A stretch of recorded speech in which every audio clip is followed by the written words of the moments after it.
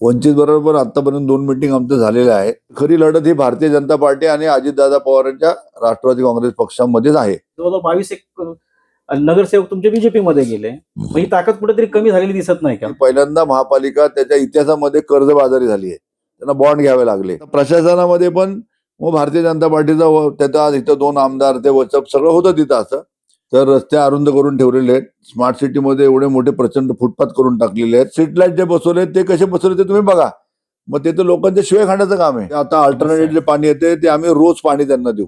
Marathi as वेल English दोन्ही शिक्षण हे मात्र सर्वांना मोफत असणार आहे.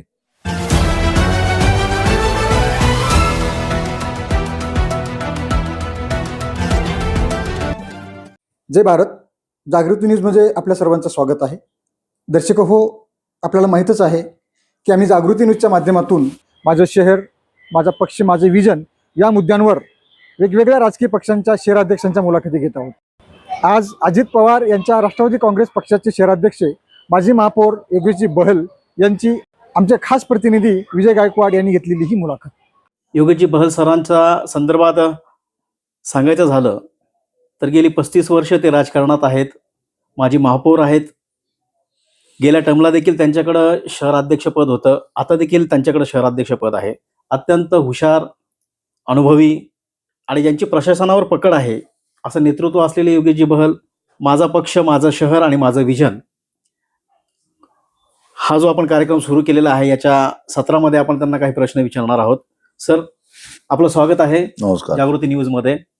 पहिला प्रश्न हा आहे की राज्यामध्ये निवडणुका सुरू झालेल्या आहेत, डिक्लेअर झालेल्या आहेत, सर्वच उमेदवार आपापली तयारी करत आहेत. अशामध्ये जे उमेदवार उभे आहेत त्यांना एक प्रश्न पडलेला आहे किंवा सर्वसामान्य जनतेला देखील प्रश्न पडलेला आहे की राष्ट्रवादी काँग्रेसचे जे 2 गट आहेत, शरद पवार गट आणि अजित पवार गट, यांची युती होणार आहे का? प्रयत्न चालू आहेत, तसे बोलणी पण चालू आहेत. त्याचा प्रस्ताव आलेला आहे आणि त्याबद्दलची कालच त्यांच्या अध्यक्षाबरोबर काल बैठक झालेली आहे. त्यांनी काही सीट मागणी केलेल्या आहेत. ते आम्ही सर्व अजितांसमोर आज मांडणार आहोत आणि त्यातनं आम्हाला किती त्यांना पदं देता येतात.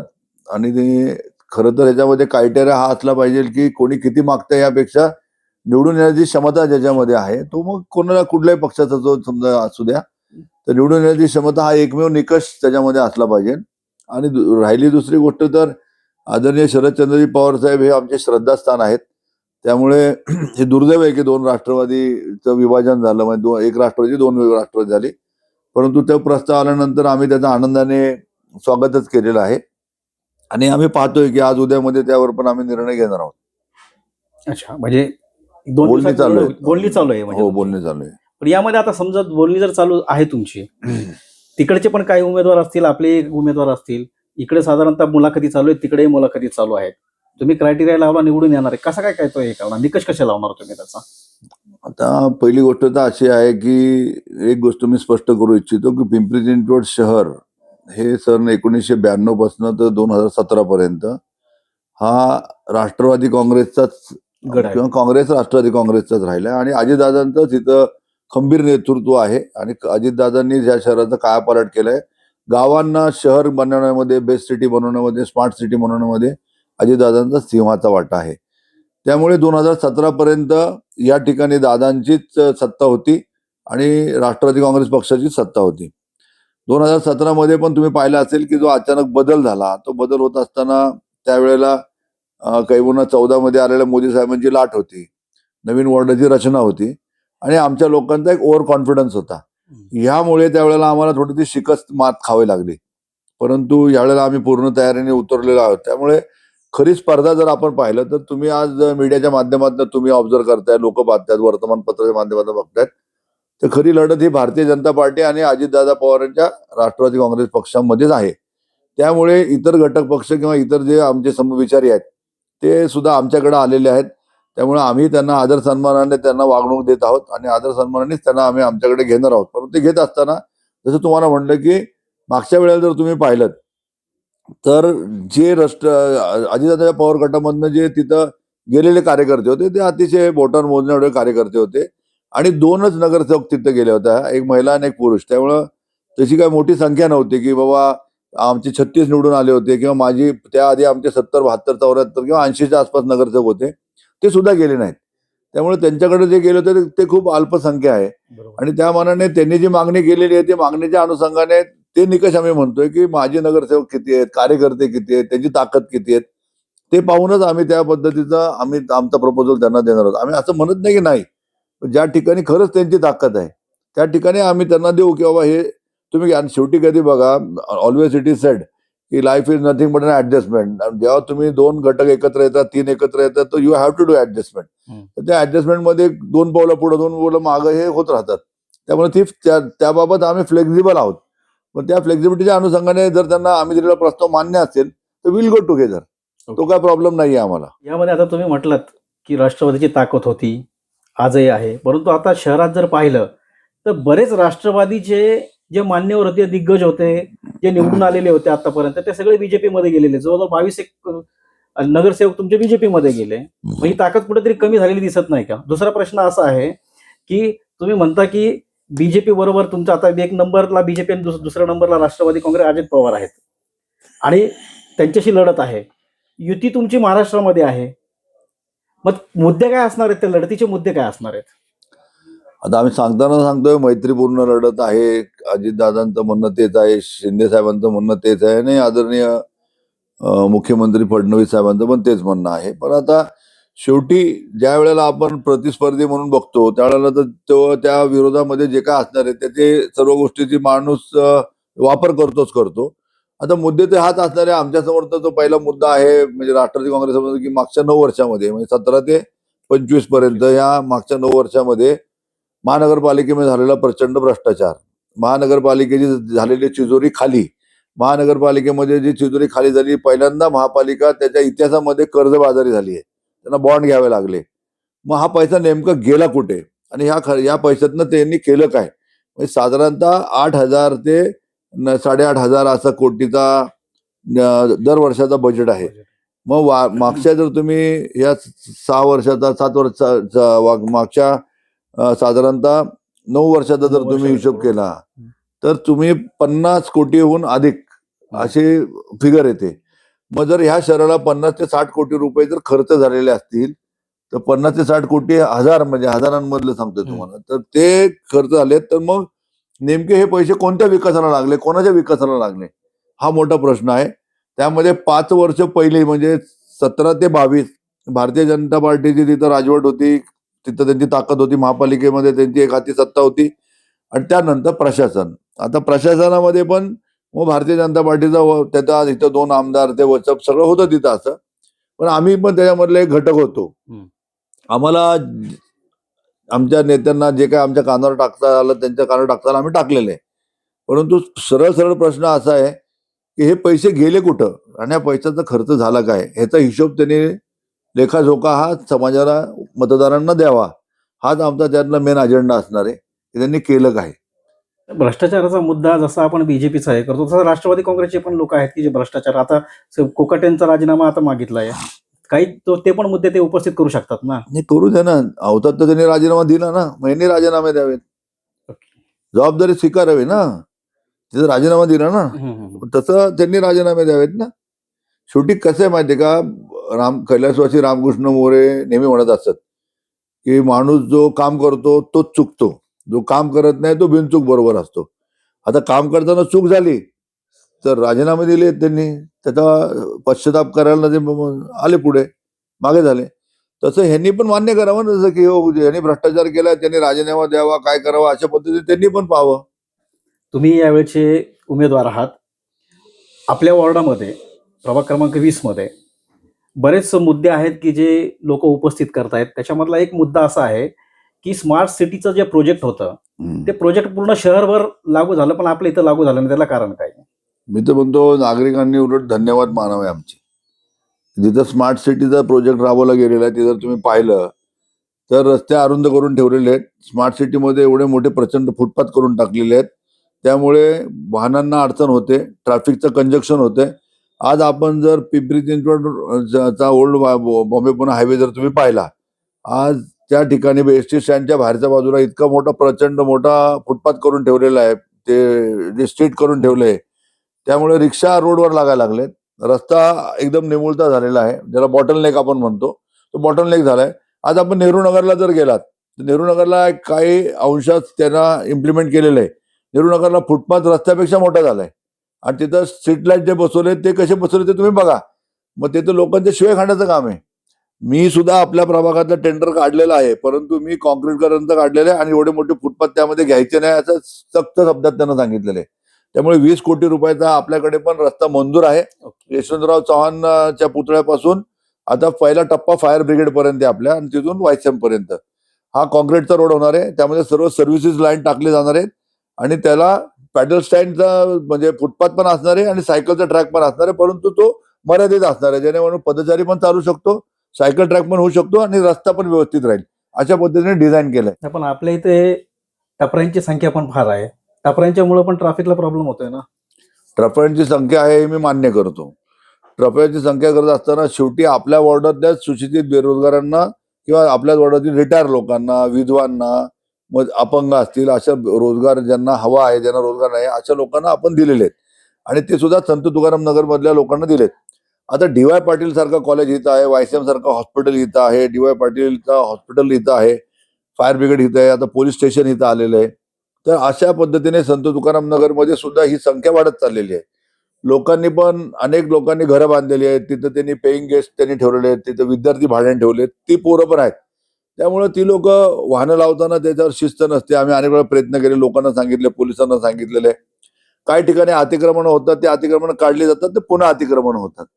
त्यामुळे आम्ही काय कोणाला असं सांगत नाही की तुम्ही जाऊन टपरी रोडवर लावा किंवा तुम्ही अतिक्रमण करा. वास्तविक पाहता विभागाचं काम आहे, त्याने विभागाचं काम विभागाने केलं पाहिजे. तुम्ही पाहिलं असेल की हॉकर झोन मध्ये सुद्धा आम्ही हॉकर्स दिले, आपल्या वॉर्डातल्या लोकांना दिले आणि मोफत दिले. आज तिथे लोक पैसे कमवतात, त्यांच्या जीवनाची उपजीविका ते भागवत आहेत, परंतु त्यामध्ये काय आम्ही तिथं व्यवसाय केला नाही किंवा आम्ही काय टेंडर पद्धत काढली नाही किंवा आम्ही लोकांकडनं काय पैसे जमा केले नाही. वॉर्डातल्या गरजू लोकांना आपण ते दिलेले. आता नाण्याच्या दोन बाजू असतात.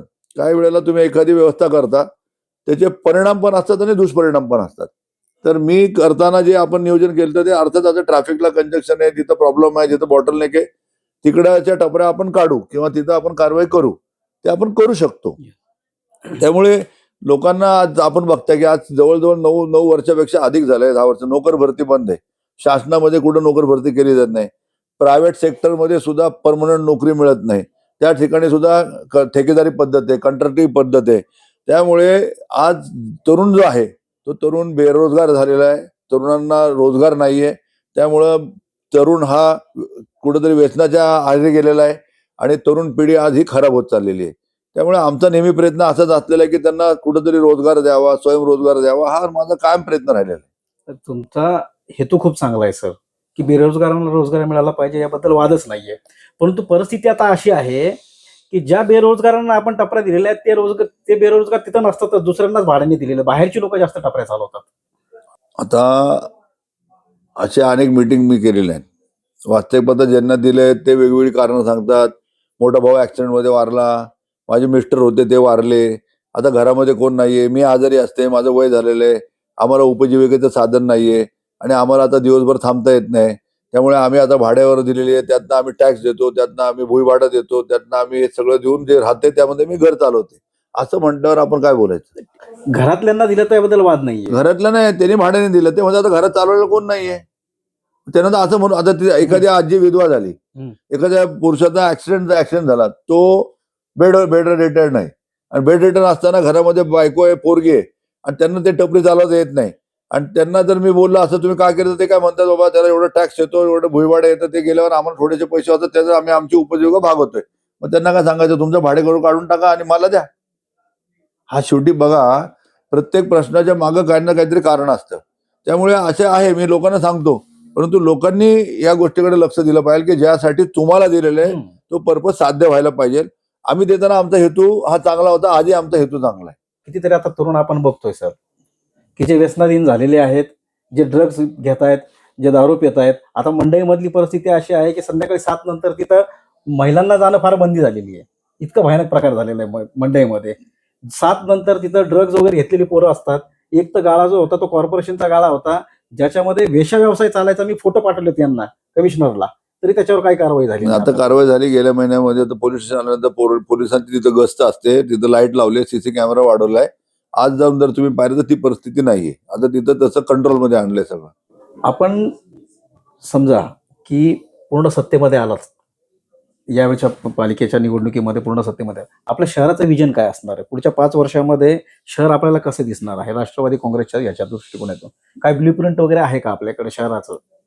पहिली गोष्ट तर मी आधी सांगितल्याप्रमाणे एक वेळचं भोसरी गाव, एक वेळचं पिंपळे गुरव, एक वेळचं पिंपरी गाव, एक वेळचं चिंचवड गावठाण, या गावांना शहराचं रूप द्यायचं काम अजितदादाने केलं.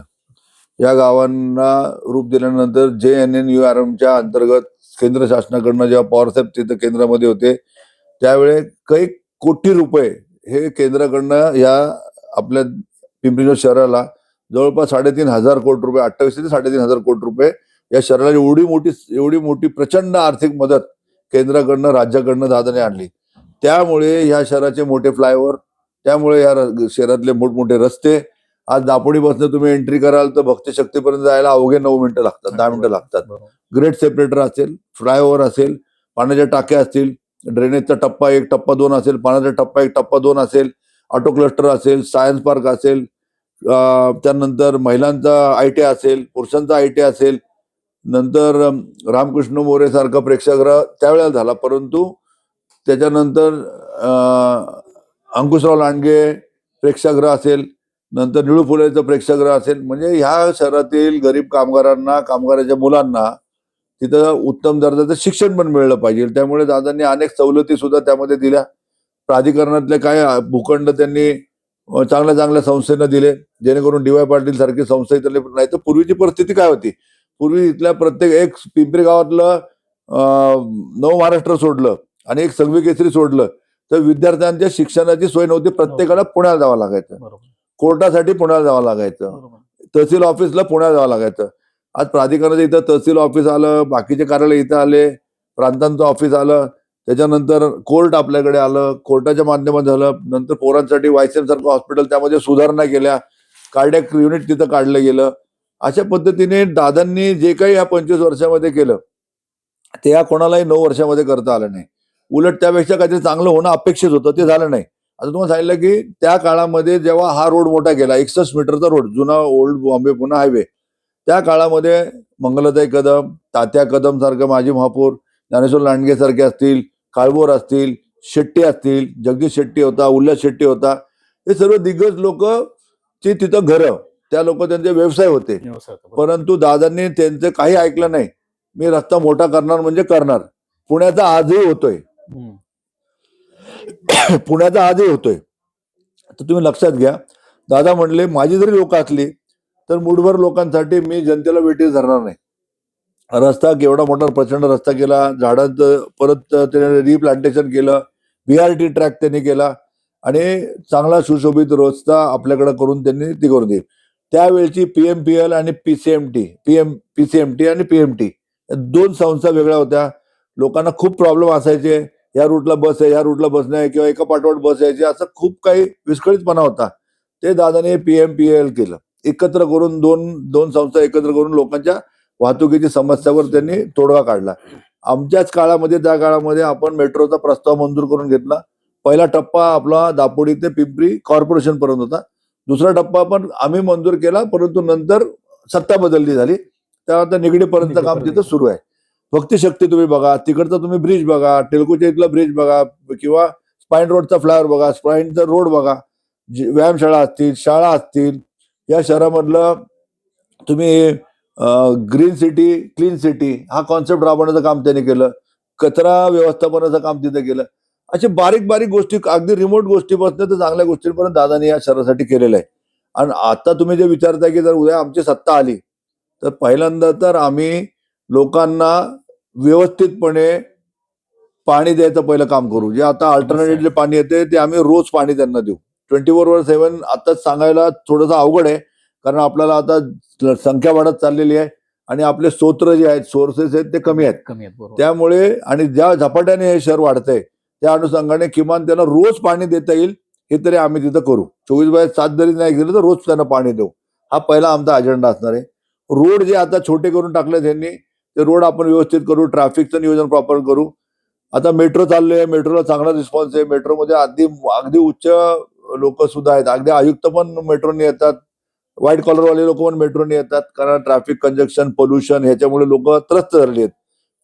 पुण्याचाच एकंदर सगळा प्रॉब्लेम झालेला आहे. त्यामुळे प्रॉपर सिग्नल सिंक्रोनाइज करणे, ट्रॅफिक सुरळीत करणे हा आमचा दुसरा अजेंडा असणार आहे. त्याचबरोबर मराठी माध्यमाच्या शिक्षणाच्या बरोबर इंग्रजी माध्यमाचं शिक्षण, जी आज काळाची निकड आहे, काळाची गरज आहे. महापालिकेच्या माध्यमातून आम्ही मराठी ॲज वेल इंग्लिश हे दोन्ही शिक्षण आम्ही अवेल करणार आहे. दोन्ही शिक्षण हे मात्र सर्वांना मोफत असणार आहे. तो आमचा एक दुसरा अजेंडा असणार आहे. तिसरी गोष्ट अशी आहे की ज्या सामान्य माणसाचं घर 500 चौरस फुटापर्यंत आहे, 500 चौरस फुटावाल्याला करामध्ये 100% सूट देण्याचा आमचा अजेंडा आहे. की त्यांना 500 स्क्वेअर फूटचं त्याचं घर, 500 चौरस फूट, मी परत सांगतोय, मग 500 चौरस फुटापेक्षा जरी अगदी 10 स्क्वेअर फूट जरी जास्त असलं तरी त्याचं व्हायोलेशन होईल, त्याला टॅक्स बसेल. परंतु जो 500 चौरस फुटाच्या आतला आहे अशांना आम्ही 100% करामध्ये सवलत द्यायचा आम्ही ठरवलेलं आहे. त्यामुळे या शहरामध्ये त्यांना स्वच्छ पाणी, चांगलं आरोग्य, दुसरं कॅन्सरचं हॉस्पिटल आज आपल्याकडे पिंपरी चिंचवड शहरामध्ये नाहीये. आज सुद्धा कॅन्सरच्या किंवा बर्न हॉस्पिटलसाठी आपल्याला पुण्याकडे पळावं लागतं.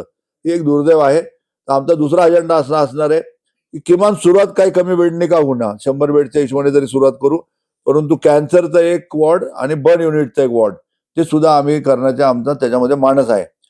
हेल्थ इन्शुरन्स गव्हर्नमेंटने पण केलेला आहे, राज्य शासनाचा आहे. काही योजना आहेत, राजीव गांधी योजना आहे किंवा मग तुमच्या फुलेंची एक योजना आहे, महात्मा फुलेंची योजना आहे. त्या योजनेमध्ये काही लोकांना कव्हरेज दिलं जातं, पण त्याच्यामध्ये सुद्धा काही आजारांना त्यामध्ये धरलं गेलं नाहीये. अशा जे आजार त्यामध्ये धरले गेले नाही ते आजार सुद्धा कसे कव्हर होतील याकडे आम्ही शासनाकडे मागणी करणार आहोत. त्यामुळे चांगल्या प्रकारचं त्यांना आरोग्य राहील, चांगला पाणी पुरवठा राहील, रस्ते चांगले राहतील, उत्तम शिक्षणाची सोय कशी राहील, या ज्या बेसिक मूलभूत गरजा आहेत शहराच्या, त्याच्यामध्ये आमचं विशेष लक्ष असणार आहे. त्यामुळे आगामी काळामध्ये या शहराचं नंदनवन करण्याच्या अनुषंगाने पुन्हा एकदा सर्व जनतेने राष्ट्रवादीला ताकद द्यावी अशा प्रकारचा अजेंडा घेऊन आम्ही नागरिकांकडे आवाहन करणार आहोत. आता तुम्ही विविध आघाड्यांबरोबर युतीचं बोलताय तुम्ही. वंचित फॅक्टर आता जी नगर परिषद आणि नगरपालिका जर पाहिल्या तर वंचितचे बरेच सारे नगरसेवक निवडून आलेले आहेत. नगर परिषद पण त्यांनी जिंकलेले आहेत बऱ्याच सारे, आणि नगरसेवक देखील त्यांचे निवडून आलेले आहेत. त्यांच्याबरोबर काय बोलणी वगैरे काय चालू आहे का? वंचित बरोबर आतापर्यंत 2 मीटिंग आमच्या झालेल्या आहेत आणि दोन्ही मीटिंगमध्ये तिथं पण आम्ही सकारात्मक विचार करून पुढे चाललो आहेत. परंतु आपण पाहिलं असेल की मागच्या 25 वर्षामध्ये या महापालिकेमध्ये किंवा 32 वर्षामध्ये या महापालिकेमध्ये वंचितचा असा सेपरेट एक पण कॅन्डिडेट निवडून आलेला नाहीये. परंतु त्यांची ताकद आहे हे आम्ही मान्य करतो. त्यांची ताकद नाही अशातला भाग नाही, त्यांची आम्ही ताकद मान्य करतो. त्यामुळे आम्ही त्यांना सांगितलं की ज्या भागामध्ये, ज्या प्रभागामध्ये तुमची विशेष ताकद आहे, तुमच्याकडे जास्त मतदार आहेत, तुमची विशेष अशी तुम्ही वॉर्ड आम्हाला सांगा, त्यामध्ये निश्चित आम्ही तुमचा विचार करू. की गेली 30-35 वर्ष आम्ही योगेश बहल यांना नगरसेवक म्हणून बघतोय. आम्हाला आमदार झालेले योगेश बहल कधी बघायला मिळतील? आता ते तर परमेश्वराला माहिती. आमदारीसाठी ट्राय का नाही करत, म्हणजे प्रयत्न का करत नाही? पूर्ण प्रयत्न करतोय मी, पण आता माझा दुर्दैव म्हणावं लागेल की आता अजितदादांच्या अजून नजरेत आलो नाही मी का मला माहित नाहीये. पण हा प्रश्न मला सगळेच विचारतात. अर्थात मला तर पहिलं पाचरण भारतीय जनता पार्टीकडनं खूप पहिलं केलं होतं गिरीश बापट साहेब असताना, की तू इकडे ये, आमच्याकडे ये, आम्ही तुला काहीतरी चांगलं पद देऊ, कुठंतरी देऊ. परंतु माझी असलेली निष्ठा, प्रेम अजितदादांबद्दलचं मी तेव्हा ठरवलं होतं की आपण सोडणार नाही. आता जेव्हा दादांना दया येईल, माया येईल, त्यावेळेला कदाचित करतील, नसेल तर माझ्या कपाळात नाही असं समजेल. आपला चहा सांची चहा. संपर्क 9130061066 9923191916.